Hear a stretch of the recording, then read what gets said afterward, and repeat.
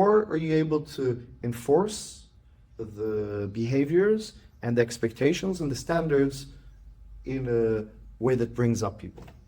And that's a challenge. It's great relationship advice too. Yeah. Honestly, you get what you tolerate. If you don't address disrespect, you're going to continue to get disrespected and so forth. So, Wow. First of all, totally. So that's what martial arts, right? Martial arts teaches us from how to manage children to relationships, to leadership, to everything. And that's why you go to learn a martial art. Yeah, you start to protect yourself, but this is the gift that has people lifelong martial arts, 30, 35, 40 years in, and we keep on trying. And we have great relationships. All right, two-part question for you. yes, sir. First of all, what the hell do you even teach? How would you categorize it? Knife fighting? What do you teach? Yeah, no, knife fighting, no. In fact, when I teach knife fighting, I like to put theory after it. So I can teach you knife fighting theory. Okay. So what I teach is a synthesis of knowledge, information, concepts, ideas, principles that I've gathered through my other work, which allowed me to travel the world and meet subject matter experts and pick their brains. I'm a naturally curious person. I like to think I'm pretty smart.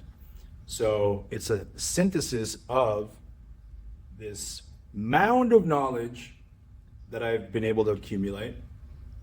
It's a synthesis of some mentors that I have who have directed me in a particular path. And it's strange because I'm not really answering your question, and it's very convoluted. One way I could articulate it is just I'm sharing information that I've been fortunate enough to have received from people who are bigger, stronger, smarter, much more experienced than me. And I funnel that through the lens of knife and stick. Okay. But yeah, But what do you call it? What was on the flyer? What do you put on the flyer? So I call it the system because I was necessitated to call it something because of questions like this. What do you even call this? Yeah. So I call it the Snake and Dagger. Okay.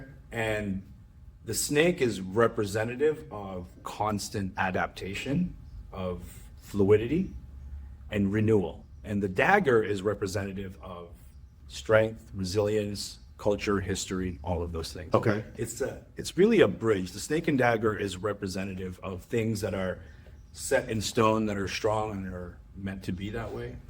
That's what protects us, but never losing that adaptability, that fluidity, that ability to shed old skin and become something new. So the next question then, where does the practical application of what you teach lie? Like, so I've done one of your like short seminars, and we were just playing around a little bit here a bit ago, and it's this beautiful kind of fluid sequence of movements. Yeah.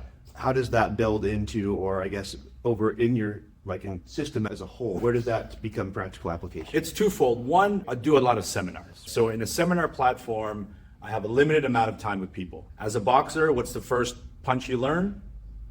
Is the jab. Yeah. When do you stop training it? Never. So my seminars, the focus can't necessarily be on technical refinement because people are there from all walks of life for different reasons. I have to meet them where they're at. Some people want to learn the art, some people want skill development, some people are fear-based, they feel for their lives, they want some self-defense capabilities. So my approach to that is to give them meaningful training experiences, to inoculate them into elements of reality, whether that element could be an extreme time constraint, that element could be sound decision-making under stressful conditions. That could be recreating physiological responses to adrenalized states. Okay. So how do I get them tired and then get them to do something? Yeah. So for me, it isn't about the technical refinement, but to have meaningful training experiences that sort of cement into your intuition so that hopefully that leads to a favorable outcome.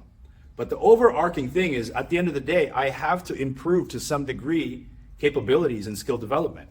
And so the drills, the games, the sequences all broadly lead to the specific need of a variety of people. Okay. So if I can get you moving, right, maybe you're rigid and strong, but I feel like fluidity and grace and balance could improve your odds at making a better decision when your life depended on it, then that's what that drill is for you. So I could be doing one drill, we could all be doing the same drill, but for different reasons.